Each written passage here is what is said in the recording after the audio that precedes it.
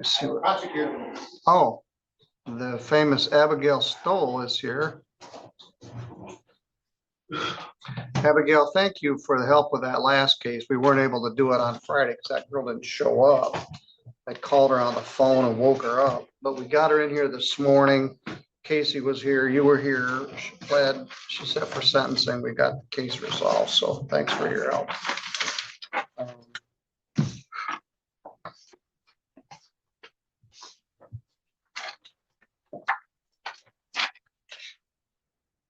We also got to deal with Thomas Morales.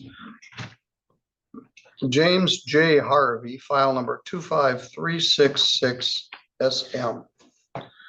Mr. Harvey was charged with domestic violence that occurred on February 28th of 2025, almost a year ago. He's here with his lawyer, Mr. John Bush. The matter had a lot of twists and turns in it. The defendant pled to domestic violence first offense.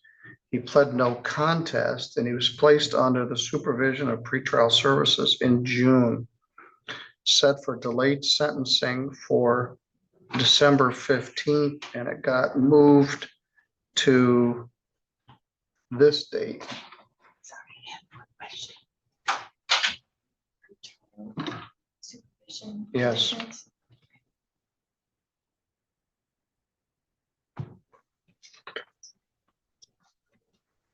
This was there's the regular old deferral statute 769 27A or whatever it is that allows for deferral of domestic violence. This was a prosecutor thing where they agreed to just delay the sentence.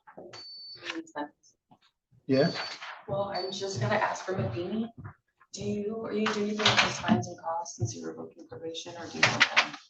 No, Daniel says he's paid in full. Oh, okay, that's good enough for me then. Thank you. I would state since that date, Mr. Harvey has been participating in the Sobriety Court treatment program. And as Mr. Bush put it a little bit ago, he's had some hiccups, but he's presently in good standing and complying with our protocol. And he's doing a lot better than he was. My also opinion is he and the complainant in this case, Ms. Wilma, are on good terms. We've been in contact with her in the course of this.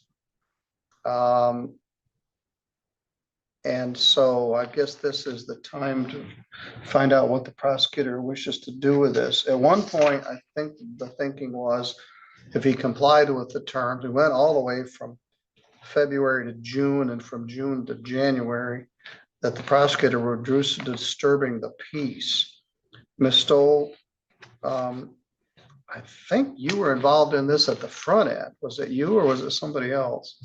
I don't think it was. Was me, all right. I believe it was Miss Davis. All right, maybe it was Prosecutor Davis.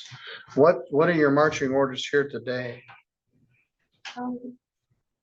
Well, it's clear that the defendant has some issues with alcohol. It's my understanding that he's been in sobriety court for about 6 months now.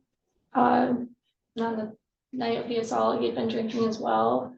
I wouldn't recommend any jail time. I believe 12 months probation would probably serve the defendant best.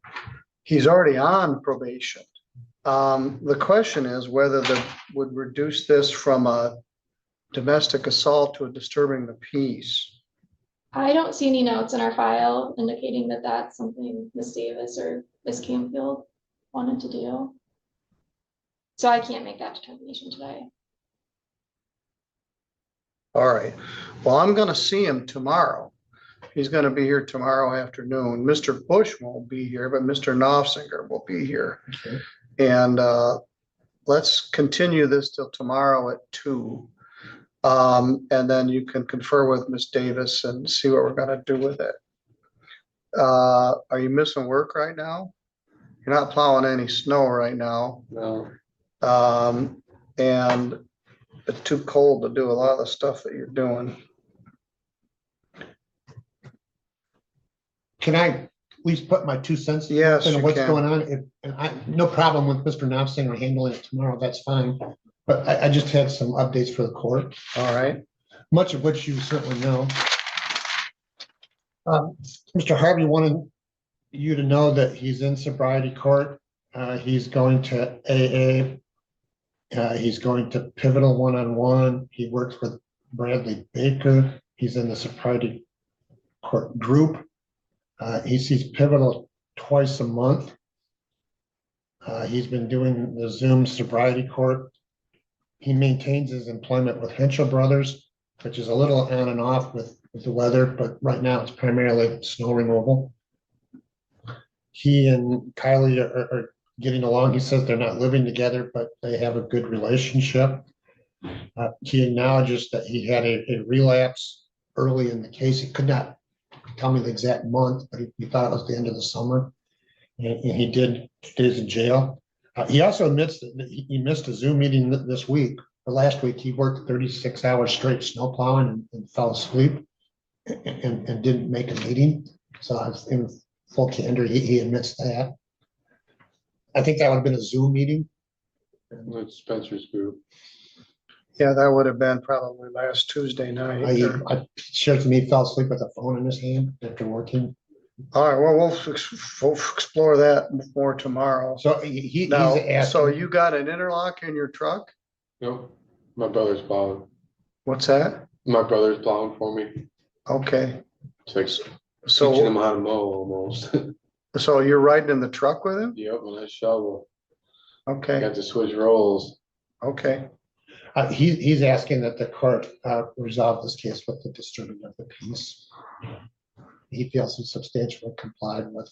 All right, I want to continue this to tomorrow, which will be 1/7/25 or 26 at 2:00 with sobriety court. That means you're gonna have to come in live, but if you miss Spencer's group, you probably have to come in live anyway. Right. So Abigail, I'd ask if you just touch base with Miss Davis, relate what you just heard from Mr. Bush. I know from my contact with him and Autumn's contact with him, he and Miss Wilma are on good terms. They're not living together. She's supportive of his sobriety. She likes the fact that he's in the program. He's always polite and respectful. He's had some relapses, but he took his lumps. He's back in the program. So I'm not exactly, this was early in Miss Davis's tenure. She took over in January. This happened in February. And then let me look at my notes rather than what's in the ROA and see what was said.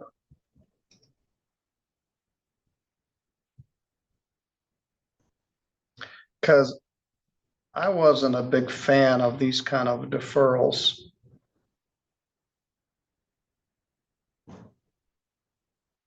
Because they're a little bit open-ended, but I didn't feel bad because I had a handle on him with sobriety court. Prosecution would take a disturbing the peace per Angelique Camfield. Prosecutors feel lack of plea agreement compliance. Need to reset this sentence. Well, I have contact. So that was December 15th.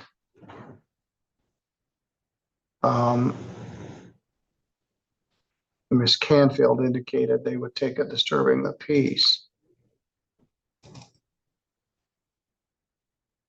You know, I'm the defense I think she said On just the June opposite. 19th, bench trial set, plea entered, Debbie Davis and John Bush. John Bush will report on the new case per Miss Davis.